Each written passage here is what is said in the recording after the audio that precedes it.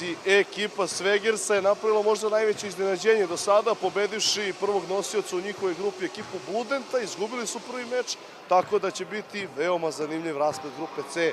Sa nama momak iz Tifta, sa moje desne strane Jakov Denda, definitivno jedan od heroja, momci koji su prvi put sa nama na našim BG33 turnirima, nama, odnosno meni, dosta ranije poznat iz amaterskih takmičenja, tako da, Jakove, prvo ti ja čestitam na pobedi. Hvala puno. Prva pobeda na našim turnirima, ukratko samo utisci o meču i ovako, kako ste se skupili, kako je to išlo i da kažem, ajde, koliko ste zadovoljni do sada sa ova dva odigrana meča? Pa moram se zahvaliti prvo na organizaciji što su nas pozvali da učestvujemo na ovakav događaj. Stvarno, nama je bila velika čast da dođemo ovo da igramo. Skupili smo se pošto svi zajedno otprilike igramo ovo.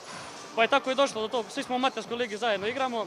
Ja i Stefan smo već neki kao, što bi se rekao, drugovi već odavno, pa smo se tako nekako snašli da igramo. Stvarno, došli smo inače samo da učestvujemo, čisto da vidimo kako je to sve.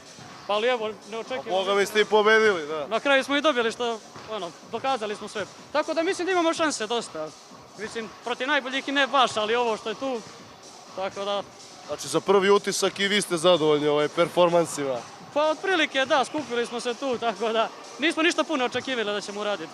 Svako ste dosta uradili, čestam ti ja još jednom, to ti je to. Nije bilo toliko stresno za prvi put.